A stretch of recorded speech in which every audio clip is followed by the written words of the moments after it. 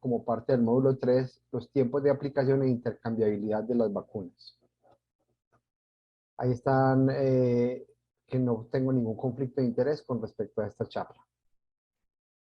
Entonces, cuando vamos a hablar de tiempos de aplicación de las vacunas, es importante entonces que la respuesta óptima va a depender de muchos factores, entre los cuales hay que destacar varios, como sería el tipo de vacuna. Siempre que hablamos de vacunación, recuerden que es importante diferenciar si tenemos unas vacunas vivas o unas vacunas inactivadas. Tenemos que para el tipo de vacunas, las vacunas vivas generalmente van a tener una mayor respuesta tanto celular como humoral, y también las que están conjugadas con proteínas, y de acuerdo a esto es que se van a ir adecuando los esquemas de vacunación. Por lo general, las vacunas inactivadas precisan de pautas de varias dosis de vacunación con refuerzos posteriores. También es importante tener presente la edad del receptor. Recordemos que a menor edad hay una menor respuesta en los primeros meses de vida, y en la vejez ocurre la inmunosenescencia. Y además es importante la situación inmunitaria del receptor cuando vamos a hacer aplicación de esquemas en los pacientes que tienen algún tipo de inmunosupresión o que han sido trasplantados de médula ósea o esto, y hay que hacer un rescate y volver a adecuar los esquemas. Es importante tener presente esto. También en lo de tiempos de aplicación, la edad en la cual estamos recomendando la administración de las vacunas va a estar influida por varias razones, como sería el riesgo de padecer la enfermedad en función de la edad, el riesgo de padecer complicaciones de la enfermedad en función de la edad, la respuesta a la vacunación también en función de la edad, lo que veíamos que a menor edad podría haber una menor respuesta del sistema inmune, y la interferencia potencial de anticuerpos maternos transferidos por vía transplacentaria, y esto lo vamos a ver en el esquema cuando veamos las vacunas vivas, que generalmente se van a poner a partir del primer año de vida, cuando ya asumimos que no hay anticuerpos maternos circulantes. A lo largo del estudio de las vacunas, esto ha sido evidente, toda esta importancia de los tiempos de aplicación y los riesgos de las enfermedades, y el tipo de vacuna. Con el ejemplo más fácil sería la vacuna de hemófilis B, que inicialmente era polisacárida. Recordemos que las vacunas polisacáridas en los niños menores de 2 años no tienen una buena respuesta por menor inmunogenicidad, y con base en esto, los niños de menores de 2 años eran los que tenían un mayor riesgo de tener tanto la enfermedad como las complicaciones de esta enfermedad, por lo cual se desarrollaron las vacunas conjugadas, que ya con esto se pudo hacer una mejor inmunogenicidad y dar una respuesta de memoria adecuada, cambiando la inmunidad de T independiente a T dependiente, como lo verán en la parte de inmunología. Entonces, de ahí la importancia de ver la función de la edad y las posibles complicaciones, y cómo ha sido el estudio de las vacunas, y cómo muchas de estas que inicialmente se aplicaban en mayores de 2 años, con los nuevos desarrollos se han podido ir aplicando a los grupos de edad que tengan una cobertura lo más óptima posible. Recordemos entonces que para esto tenemos una serie primaria, que será la administración de una o varias dosis de biológicos separados por el tiempo suficiente para generar una respuesta que sea protectora. De acuerdo al tipo de vacuna, va a haber unas series primarias. En general, las vacunas vivas son de una sola dosis porque tienen una mejor respuesta inmune. Las respuestas de las vacunas inactivadas pues van a requerir más dosis. Y va a haber una vacunación de refuerzo, que consiste ya en la administración de una nueva dosis, en general después del primer año de vida, para prolongar el tiempo de la memoria con el biológico que les hemos aplicado. Cuando vamos a hablar entonces de los intervalos de tiempo recomendados entre la administración de las diferentes vacunas, recordemos que hay entonces los antígenos inactivados, y cuando tenemos 2 o más antígenos inactivados no vamos a tener ningún problema en el intervalo de la dosis, se pueden aplicar en cualquier momento.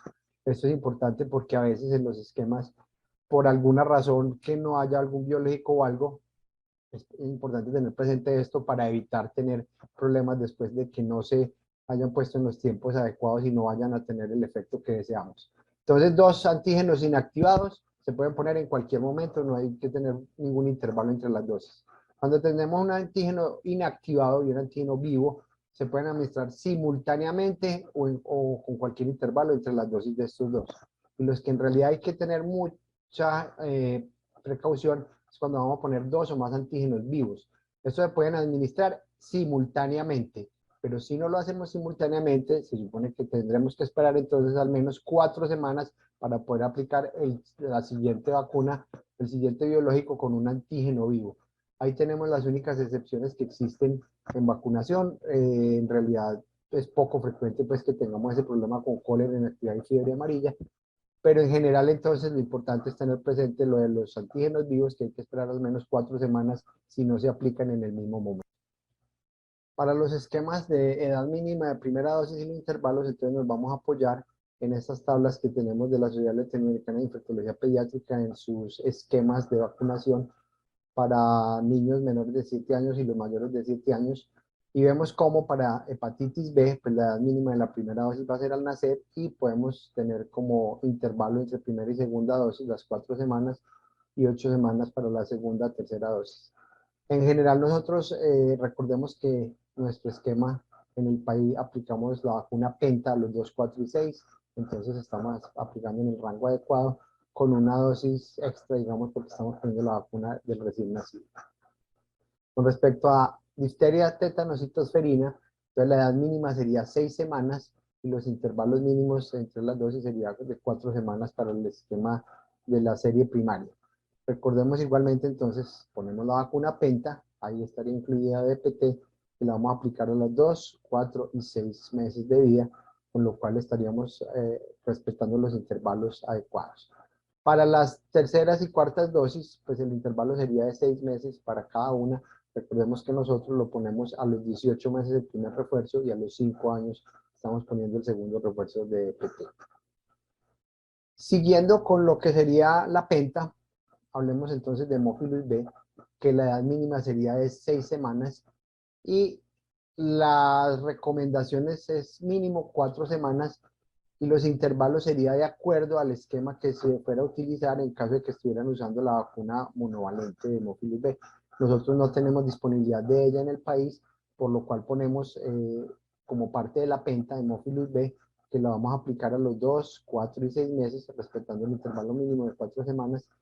Y para el refuerzo, que posiblemente lo vayamos a tener ya en nuestro país, sería para los 18 meses el refuerzo de Hemófilos B como parte de una Penta.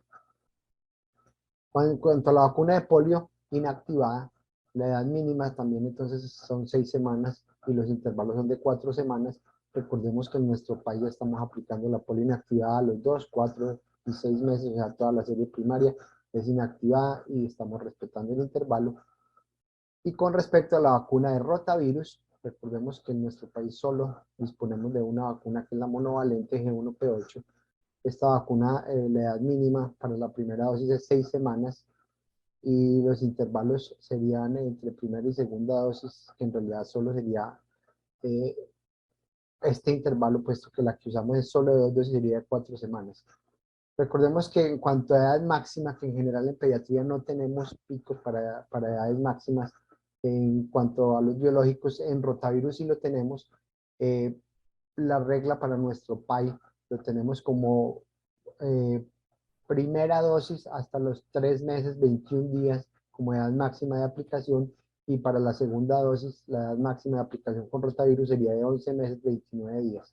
Esto ha ido, digamos, ampliándose a lo largo de los años con los estudios que se han hecho y que se ha visto que en realidad el riesgo de invaginación pues no altera tanto esto, y por eso digamos que se ha ido ampliando y dejando unos tiempos máximos más grandes en cuanto a rotavirus.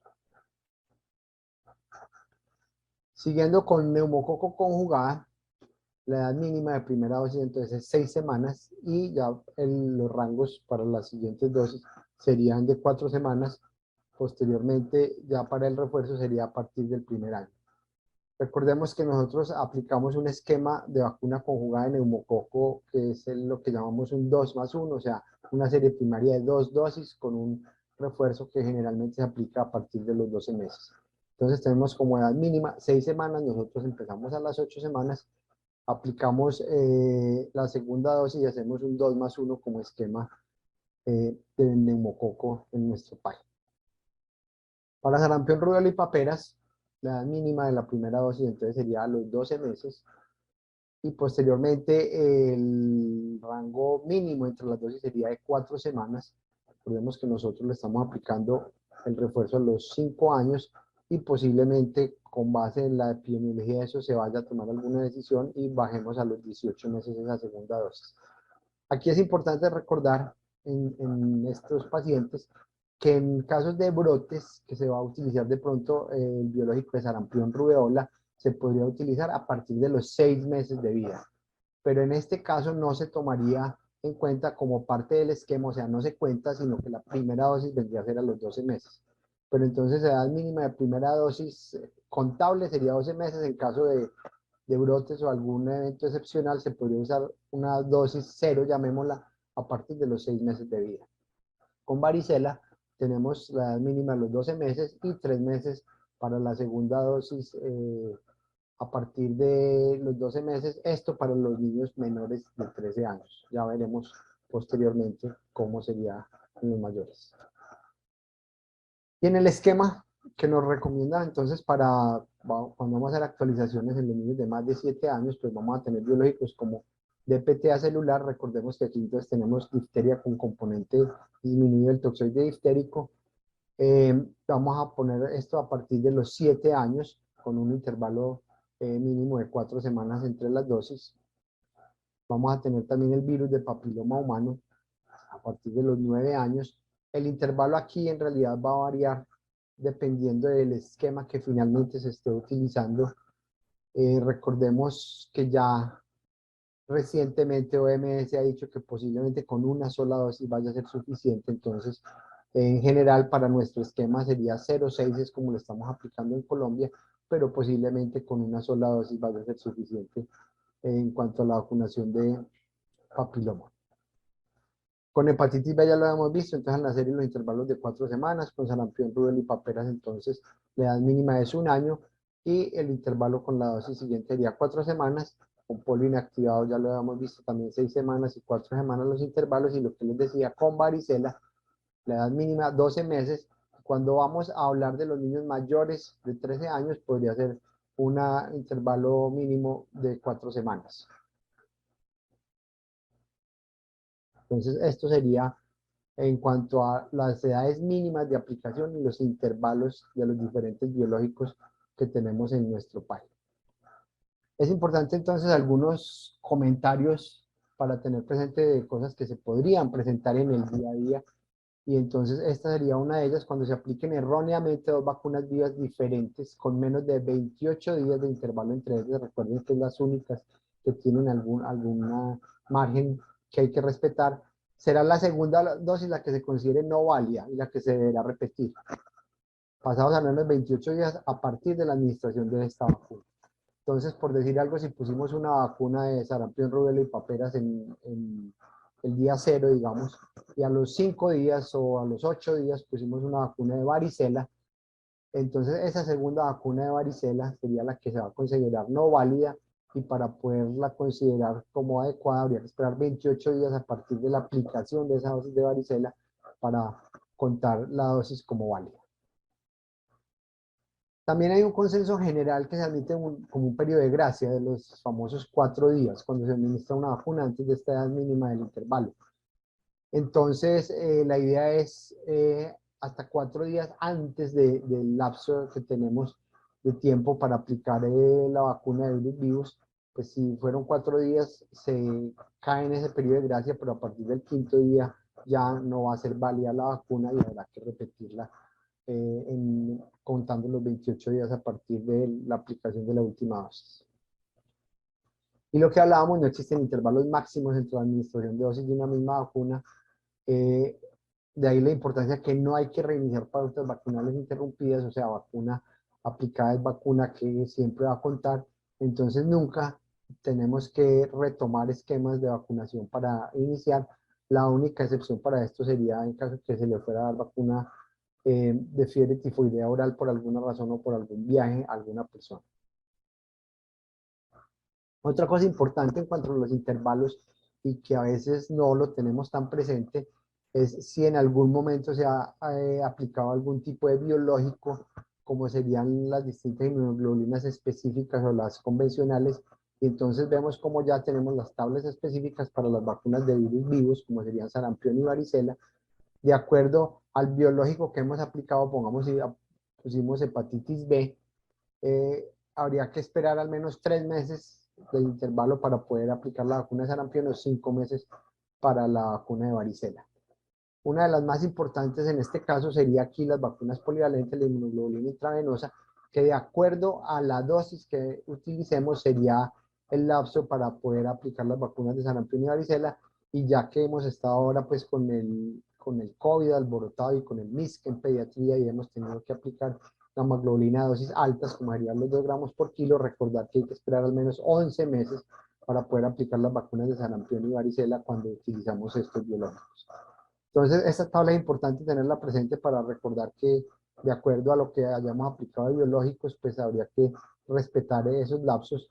Igual con los hemoderivados es importante que a veces también se nos pasa si por alguna razón el niño estuvo hospitalizado, recordar que si recibió algún tipo de hemoderivados, dependiendo de qué hemoderivados recibió, habría que tener un lapso también para la aplicación de sarampión y varicela.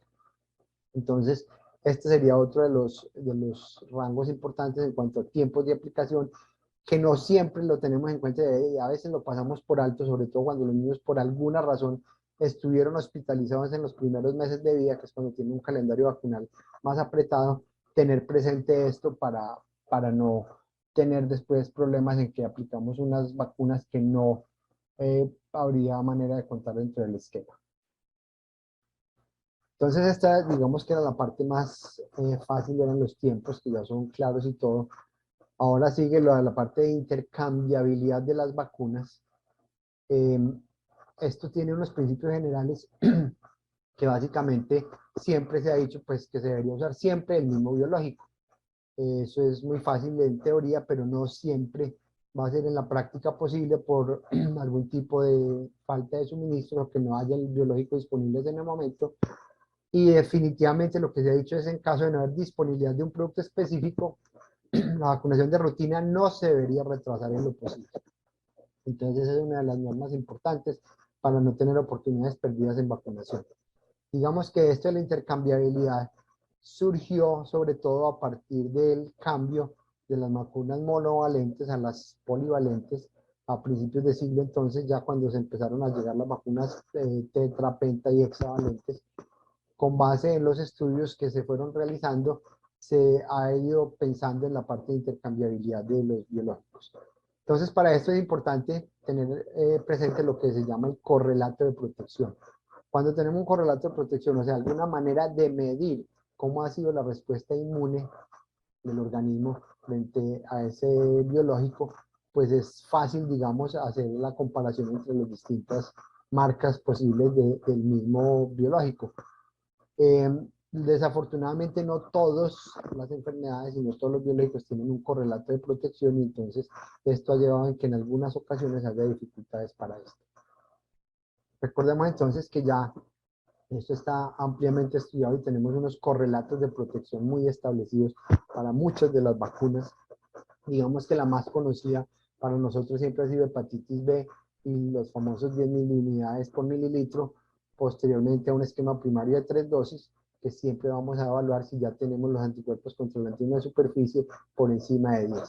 Entonces este sería un correlato de protección que es útil, y esto ha facilitado en muchas ocasiones, como les decía, cuando se pasó de vacunar monovalente a vacunas pentavalentes o hexavalentes, en las cuales estuviera incluido hepatitis B, pues obviamente se podía hacer la medición de los anticuerpos, y con base en esto, independiente si el biológico fuera de diferente marca, pues medir la respuesta inmune del individuo.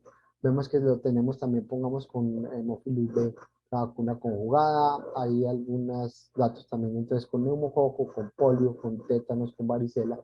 Entonces, con base en esto es que se ha ido haciendo como el cambio y definir cuál es la intercambiabilidad real de los distintos biológicos. Como les decía, entonces fue a partir del pasar de las monovalentes a las vacunas polivalentes, y con base en esto ir definiendo qué se podrían utilizar, sobre todo, como les digo, todas estas tienen correlato de protección. Entonces vemos como muchos de los estudios, empezando este siglo, pues se evaluaron, pongamos, el cambio de las vacunas que tenían polio parenteral, una hexa con polio, HIV, hepatitis B y DPT celular, con respecto a esquemas con polio oral, que era el esquema, digamos, viejo, anterior que existía, sobre todo en Estados Unidos, y vemos como la seroconversión que le diera a títulos mayores de 1 en 8 para los distintos serotipos de polio era adecuado tanto en el esquema de polio oral como de polio parenteral utilizando estas vacunas polivalentes.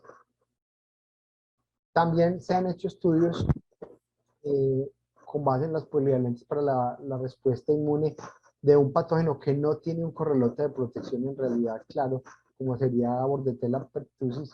Entonces en tosferina tenemos algunos marcadores subrogados como serían anticuerpos contra los distintos tipos de antígenos que podríamos utilizar en las vacunas celulares, entonces la toxina pertúsica o la pertusina o la hemaglutinina.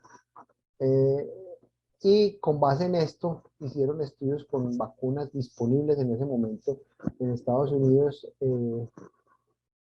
con tosferina acelular, con DPT acelular, y vieron cómo el comportamiento era semejante en los distintos biológicos que estaban evaluando en ese momento. Recordemos de todas maneras que estos son subrogados porque un correlato de protección específico para tosferina pues no existe. Entonces, para considerarse intercambiables, ¿qué necesitamos? Pues que las vacunas estén autorizadas con la misma indicación y tengan unos mismos esquemas. Esto en algún momento, digamos, hubo problemas en la parte de vacunación cuando hubo presentaciones monovalentes, pongamos con hemófilos, influenza, en el siglo pasado había presentaciones que los esquemas eran 2+1 con una y 3+1 con otra, entonces esto podría ser uno de los problemas que había porque los esquemas no eran los mismos, que estuvieran autorizadas para la misma población.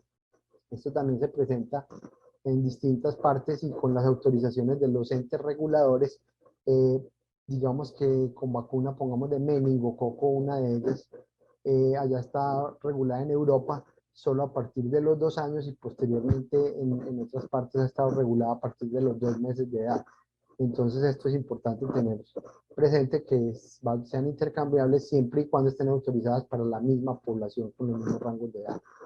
Tener presente la cantidad y el tipo de antígenos que sean comparables y que sean similares en términos de seguridad, reactogenicidad, inmunogenicidad y eficacia. Digamos que estos estudios sí en general están siempre realizados y es una de las cosas que están demostradas desde tiempos, desde el inicio pues, de la evaluación de la intercambiabilidad de estas vacunas. Entonces, de todas maneras, recordemos que aunque estén aprobadas con la misma indicación, podrían variar con los métodos, con qué tipo de ayudantes tienen, con qué proteínas conjugadoras están utilizando, que van a variar, estabilizantes y preservativos.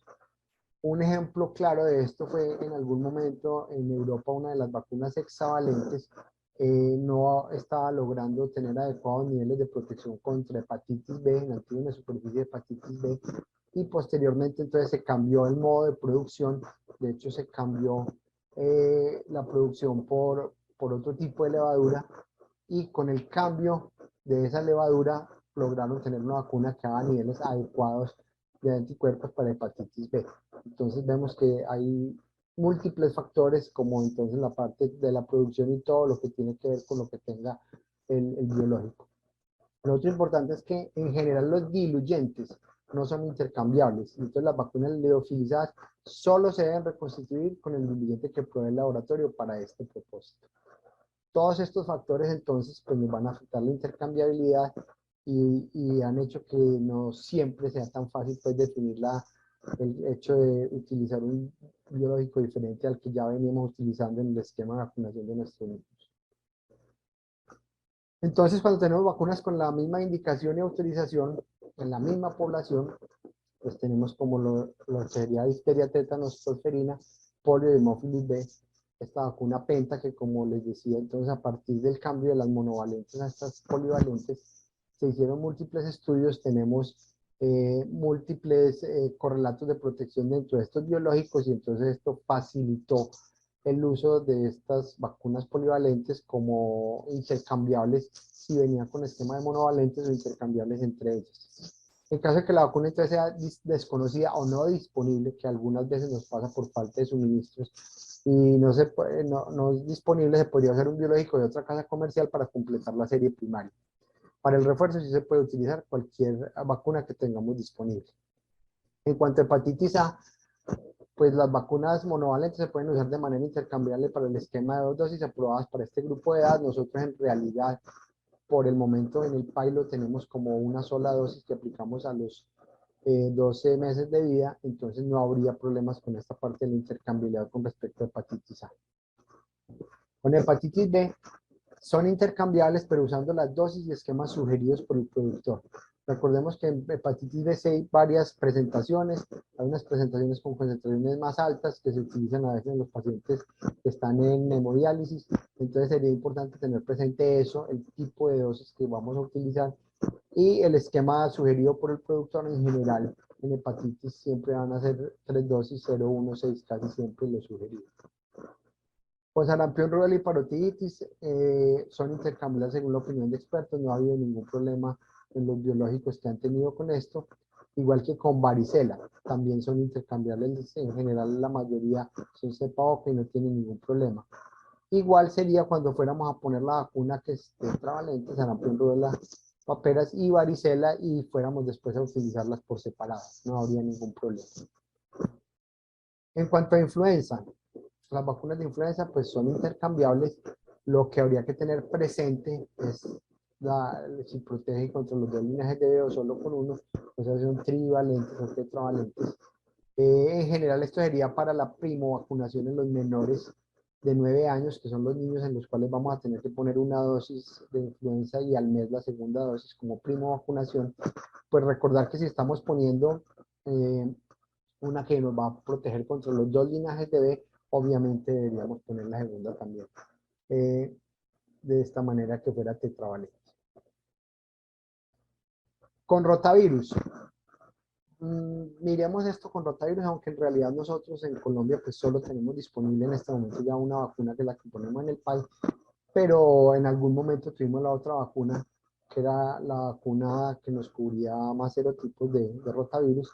Entonces las vacunas aprobadas de rotavirus se consideran intercambiables siempre y cuando se siga la recomendación de conversión del régimen de 2 dosis a 3 dosis si fuéramos a aplicar la monovalente, que la aplicamos en nuestro país, la recomendación es 2 dosis, la pentavalente, que fue la que tuvimos en algún momento en el mercado privado, pero ya no está, era de 3 dosis. La traducción es que si fuéramos a pasar de la de 1 a la de 5, pues debería recibir al menos 3 dosis como dosis total y no quedarnos en 2 dosis en este biológico. No habría mayor problema en este momento porque utilizamos la única que tenemos, pues, tenemos 2 dosis. Importante entonces con este es decir, recordar los tiempos de administración y los tiempos máximos, que en esta sí es importante para la aplicación de primera y segunda dosis.